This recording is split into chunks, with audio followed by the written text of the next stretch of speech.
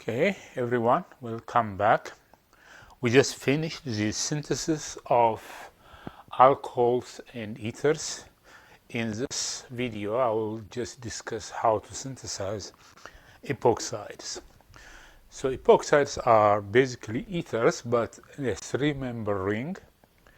That also makes them very reactive. So epoxides are usually, in a most common way, are synthesized by a treatment of halohydrin. Halohydrin means that you have halide as a leaving group, and at two position you have a hydroxide.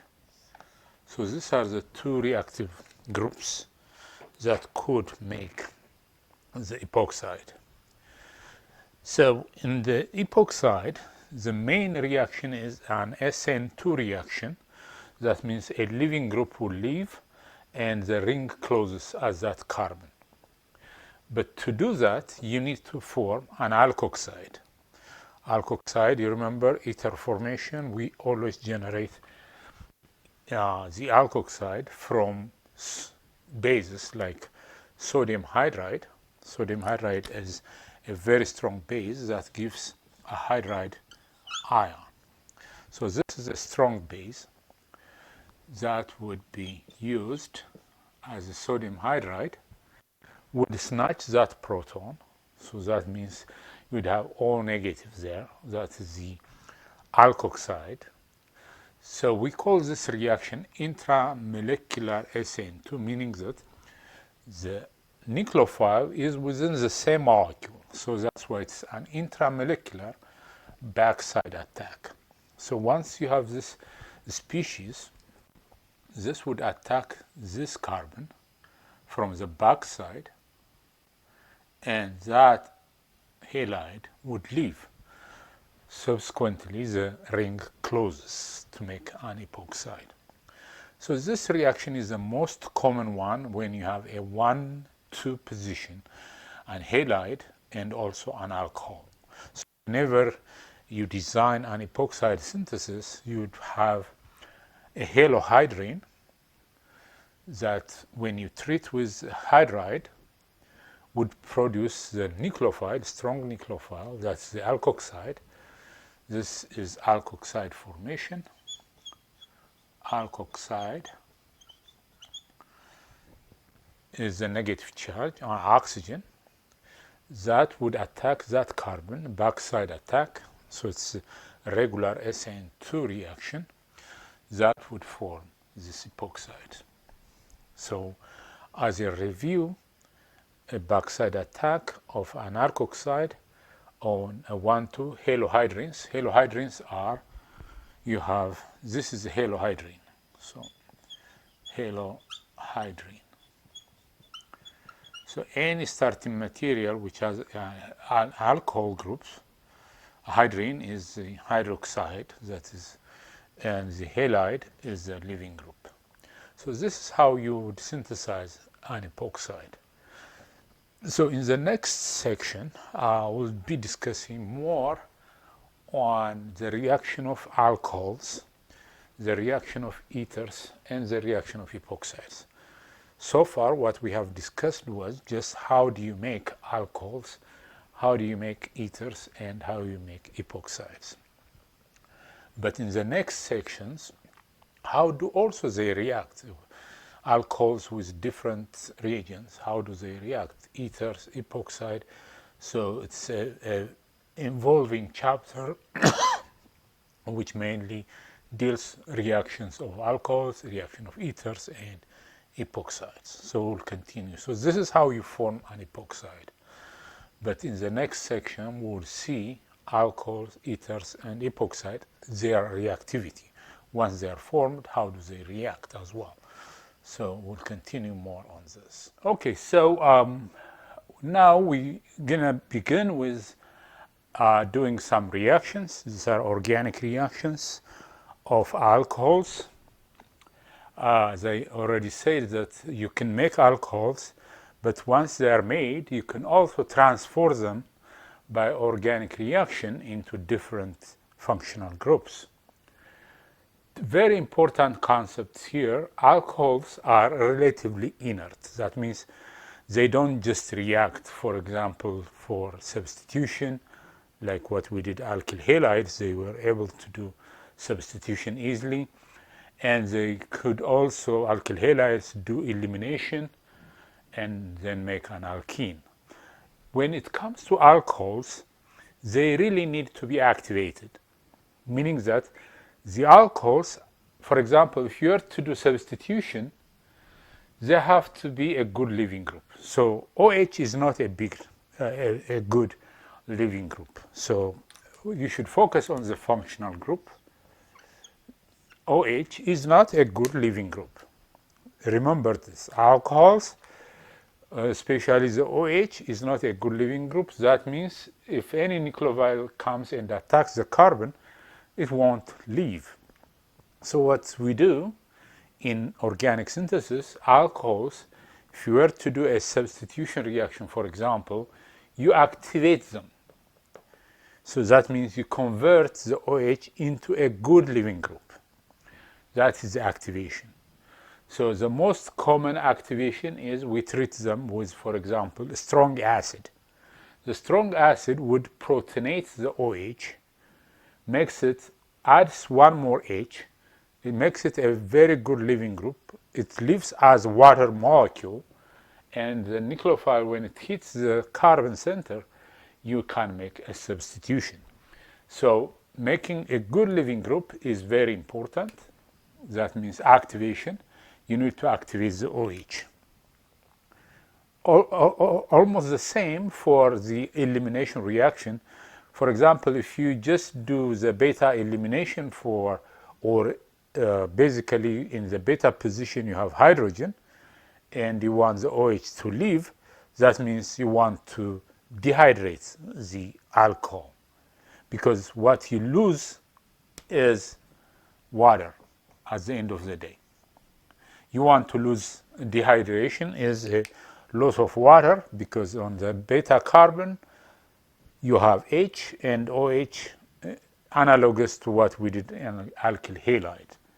But that wouldn't happen if you don't activate it. So still it needs to be converted into a good leaving group. That is commonly achieved by treating it with an acid. The acid would bring one more proton. This becomes OH2 plus, and then it does the elimination. So when I say activation, for example, I want to show you what I'm saying in these two equations. These are just general equations, but I want to show you with an example. This is cyclohexanol, an alcohol, right? Cyclohexanol. This acid, when you treat it with a strong acid, in the strong acid we can have hydrochloric acid is a strong acid usually used. Sulfuric acid used sometimes, a strong acid. But there is another acid which is an organic acid. And for now I will just give you the name. It is called p-toluenesulfonic acid, or we call it tosic acid, and usually it is written as this, p-toluenesulfonic acid. The structure of that organic acid is this. You shouldn't be worried now, but in the future you'll know when you are better understand passing to organic 2 and the stuff. This is a very strong acid. It is p-toluenesulfonic acid. It is very strong acid. That's why we call it tosic acid, just to say represented by this. So it's p-toluenesulfonic acid. This we use to protonate organic molecules. So you could use either hydrochloric acid, sulfuric acid, or p-toluenesulfonic acid as a catalyst. So when you treat an alcohol with a very strong acid, what you get would be a protonated alcohol, OH2 plus, because the H plus comes from the acid, it protonates the alcohol, and you get a protonated alcohol. You could use any one of this to deliver a proton. That is called protonation. Now you have activated it, because now you have water as a living group. Water is a very good living than a hydroxide anion. Hydroxide anion is a very strong nucleophile, not a good living group. But now, since you converted it first before any reaction, now it becomes a water molecule that can be easily living. So if you heat it up this, or in the presence of this beta hydrogens, this is beta hydrogens, this is alpha position. Now this can undergo either a substitution or elimination. So this elimination, if you have, for example, elimination, if you have the Cl minus floating around, it will pick up one of the hydrogens. For example, if you were using one of this, Cl minus would be floating around. You have already protonated this. This would catch up that proton. This bond becomes here, and this leaves. So that's like an E2 type of elimination. So this would give us a double bond. Alkene is formed.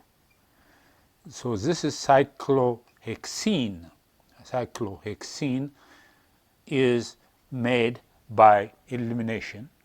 Specifically, it is dehydration, because what we lost from that molecule is one hydrogen from here, and an OH. Basically, the net loss is water. What we lost is water. So you find an alkene. And if you have a strong nucleophile, this is the substitution. After you activated it, if you have a nucleophile, a strong nucleophile, if it hits this, you could make a substitution product. So we can have a substitution product on the top case, or an elimination product, which is an alkene. So when water or an alcohol is dehydrated, you get a cyclohexene, a double bond. So rarely, if you have a very strong nucleophile around, you get a substitution reaction. So this is substitution, this is elimination. So what the main idea of this presentation is to tell you that alcohols, they don't react immediately. They have to be activated. That means they have to get protonated. When they get protonated, you are forming a water molecule that is very easily to leave. So here in the substitution reaction, water is here. In the dehydration is also water is eliminated. So the OH has to be converted into a very good living group. That is the main point.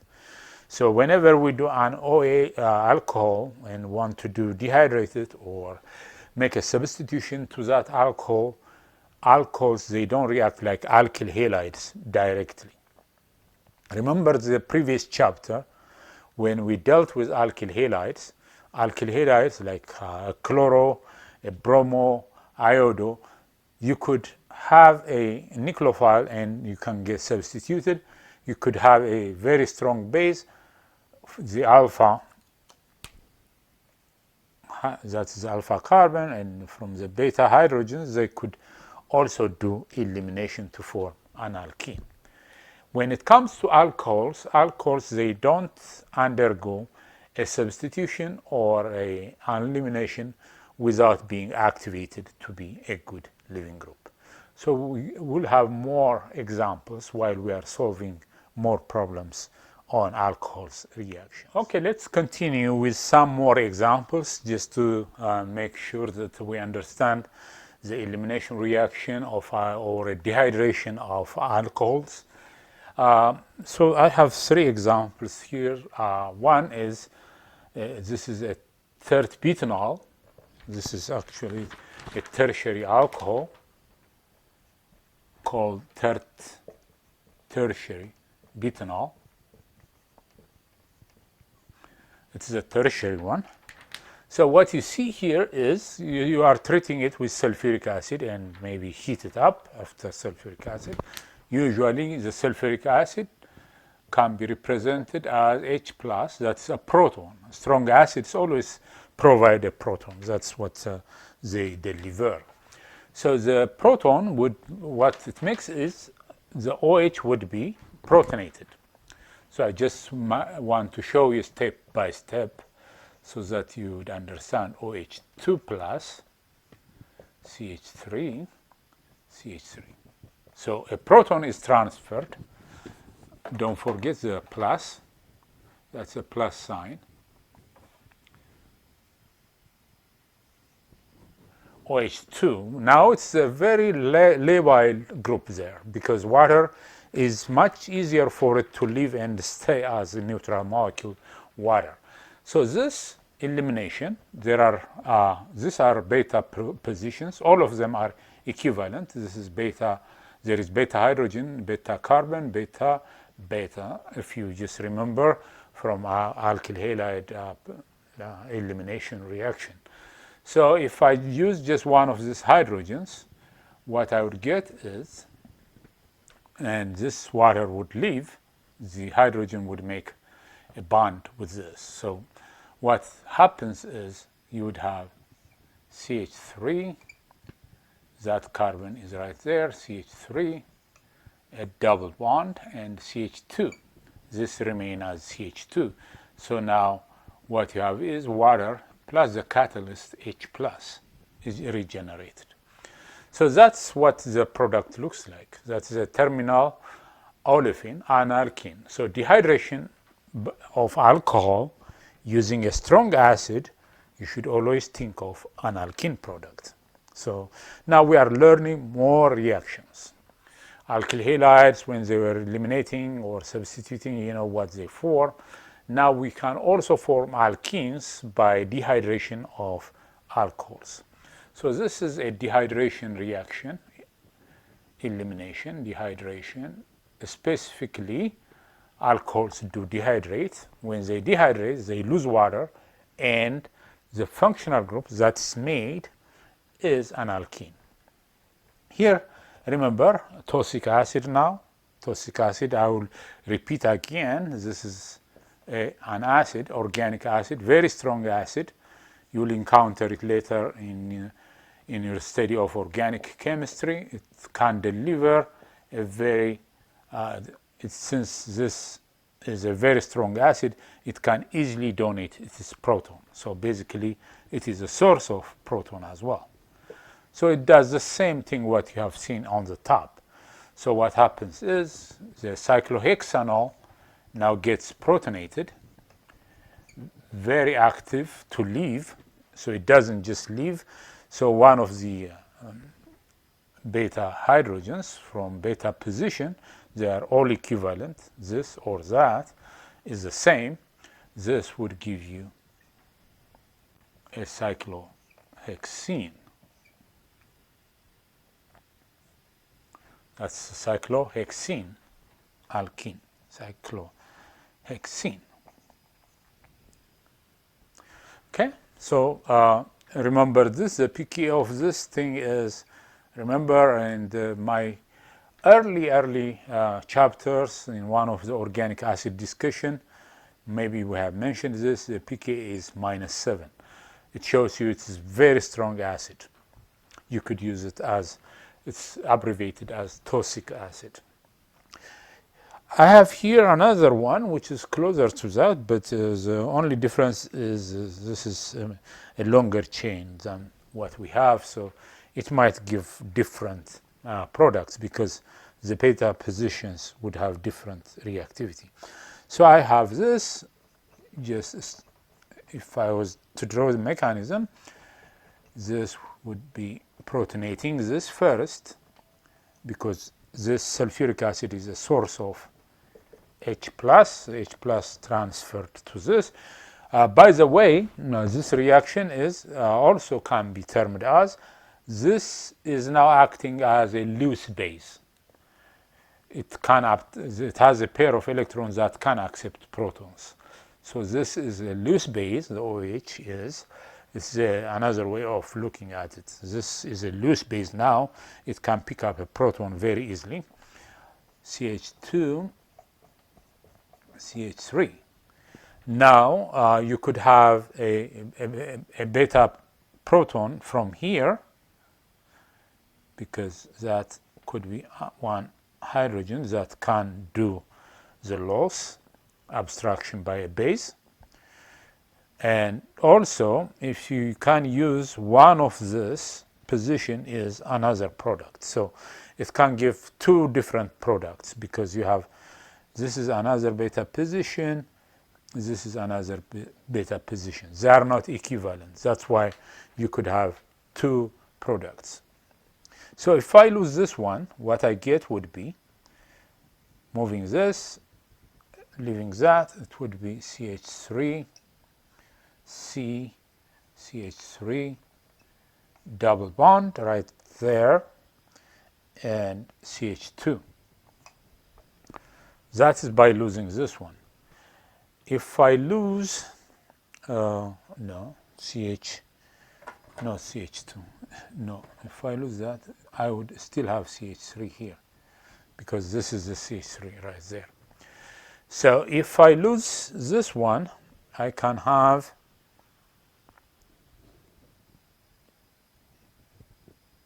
CH2 there, that's the CH2, this is the carbon, and this is the CH3, and CH2, CH3. So that's another product. So now two alkenes are produced from our previous chapter discussion. Which do you think would be a major product? By Chatelier rule, the major product would be, this is a tri-substituted alkene, substituted. This is a di-substituted alkene, this is di. Hence, this would be a major reaction product. So this is major, because it creates a more substituted alkene, which is a more stable alkene product. So remember now, in general, dehydration of alcohols give an alkene product. For alcohol to be dehydrated, first it has to be activated. This OH has to be activated. It is always activated by acid catalysis. We can call it acid catalysis of dehydration. So the product that comes out of it is elimination of water, which is an alkene. So products are alkenes in general. Alkenes are produced from a reaction of an alcohol. So we'll continue more on reactions of alcohols, ethers, and epoxide. So far, we have covered the reaction of alcohols. Okay, let's dive in a little more in detail in the mechanism of dehydration or elimination. In general, here I have a table which shows you a rate of dehydration based on the type of alcohol we have. The rate of dehydration in general increases when you have a tertiary alcohol. That means the rate of elimination or dehydration is highest when you have a tertiary, then a secondary. The least for dehydration is a primary alcohol. They don't undergo, because it is obviously evidence that the alkene they make is not also highly substituted. So rate of dehydration is highest rate in the tertiary alcohol than a primary. So usually also the tertiary alcohols undergo the elimination reaction or the dehydration through a carbocation. That means the elimination is an E1 mechanism. That means initial formation of carbocation, and then the beta hydrogen would be abstracted to form the double bond. So I will show you that in a mechanistic way. So it is E1. If dehydration happens in a primary alcohol, it cannot undergo through E1, but rather it should go through E2 elimination. So for a tertiary, which is the rate is high, is going through an E1 mechanism. So let's do a mechanism of dehydration for one for tertiary, one a primary alcohol. So this is CH₂OH. So let's do the mechanism for the top, which is an E1 mechanism, as I told you, because here I have a tertiary T-butanol. This is tert-butanol alcohol. So the initial rate is a very slow one. Actually, the first one is just to protonate it, that is relatively fast. But after you have a protonation, the next one is the loss of the water molecule to form carbocation. This step is slow. So basically, first you should remember that the OH would get protonated. Once it's protonated, it would be OH2 plus, and then the OH2, as I said, is H₂O that can live as a carbocation. In this elimination reaction, since there are no like strong nucleophiles around, and unlike the beta elimination in alkyl chlorides, here in this it goes through no substitution, so there is no interference of a substitution to attack the carbocation. So there are no strong there are no strong nucleophiles around. So it goes through E1 mechanism. So the next one is the beta hydrogen abstraction. That means the beta hydrogen would just make a double bond, beta elimination product. That means if one of this is beta, that means it is CH2 double bond C CH3 CH3. So the beta hydrogen, one of them would be abstracted by just a water molecule, which is a very weak nucleophile or weak base that creates the alkene. But for this one, once it's protonated, the carbocation would not be formed like this. This is an intermediate. That is E1. For this, you just get it protonated, and once it's protonated, no carbocation formation, a base around from the mixture would take, for example, the counter ion for this. If it was sulfuric acid, for example, sulfate is a base, SO4 takes up that proton, and this actually I made a mistake here, apologies. The beta hydrogen is this one to this one. This is alpha. So one hydrogen would be here. So if you have a sulfate or a very weak base around, sulfate would just take that proton, that would make that bond, and this leaves. So abstraction of the hydrogen and elimination of the water molecule happens at the same time. That's why it is an E2. The main reason is that a primary alcohol cannot form a carbocation. A primary carbocation is very, very unstable and hard to make. But a tertiary carbocation is stable enough to be an intermediate like that. So the product for this would be CH3, CH double bond, CH2. So the primary alcohol undergoes an E2 elimination if that's with the right condition, but the tertiary undergo through E1. In general, dehydration reactions are much faster for a tertiary alcohol than a primary alcohol. So the rate increases this direction. So that's just some more in-depth detail of the mechanism of the dehydration or the elimination reaction of alcohols. So we'll continue more examples in the elimination reaction or the dehydration.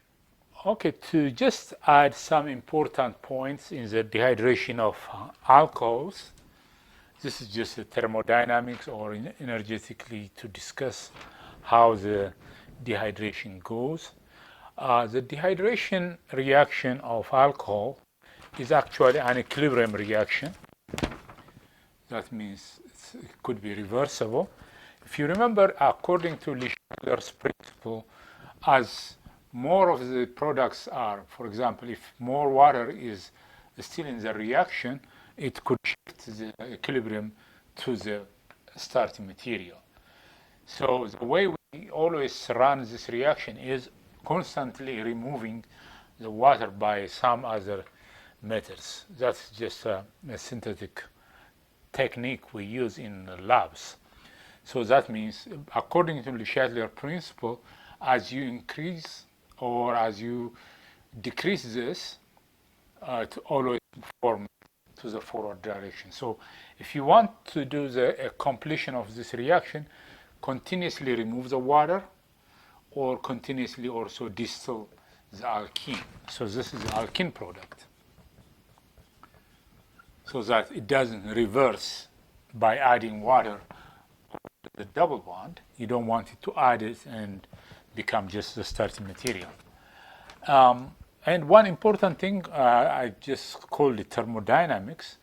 Here, if you just look at applying some of the thermodynamics we learned in earlier chapters, the bonds that are broken are, here is the bond that is broken, and one hydrogen is broken from here. So both needs energy to be added. That means it's a positive energy. That means an endothermic 803 kilojoules per mole. When bonds are formed, it is exothermic, it's negative. So the pi bond formation is minus 267, carbon-carbon, a single bond, but another bond, which is a pi bond added. So that gives off energy minus 267. And there is water formation, which OH forms this water. So overall, the delta H of this reaction is positive 38. That means this is not exothermic. So how, that's why you need to favor the equilibrium always to the product side by removing water, by distilling the alkene as it forms. Because the thermodynamics tells us bond broken and bond formed, when you subtract those, the overall delta of the reaction is when you add up those negative number and this positive, you get plus 38. So this is endothermic. So it favors to have more energy, it absorbs energy actually. So the reason why this reaction goes is entropically driven. This reaction is entropically driven. What it means is delta S is greater than 0. So the entropy always increases. So the entropy is always increases, and that's why this reaction has a free energy. Delta Eg equals delta H minus T delta S, right? So if this is positive, but the entropy is always increasing, which is greater than 0, because the reason also the entropy is increasing is from one molecule of alcohol, you generate two species, 1 mole of the alkene and 1 mole of water. So entropy actually is increasing. You have more disorder than the starting material. So entropy is increasing.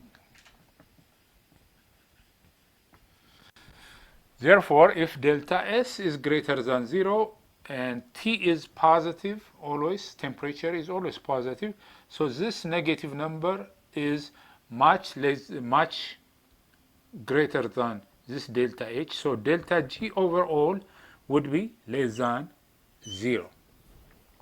That's why the free energy is exothermic. Delta G is less than 0 overall, because delta S is positive here. Therefore, this is overall, there is an exothermic reaction. Exothermic, not in the heat sense, but overall delta G is less than 0. That is, the reaction could proceed. That means the equilibrium constant is greater than 1. That's what it means. Instead of actually saying exothermic, overall K equilibrium is greater than 1. So this is just to show some thermodynamics. Dehydration is driven by entropy. Entropy increase makes the reaction possible, because delta H wise, it's not allowable, it's not favorable. Delta H is endothermic, it looks like impossible reaction. But because you gain entropy, overall delta G is less than 0 and K equilibrium is greater than 1. Therefore, the reaction goes in the forward direction. So we'll continue more other properties of the dehydration or elimination reaction of alcohols. In the next video, we'll deal with some rearrangements of carbocations that's being made. So mostly we focus on mechanistic approach to the elimination reaction.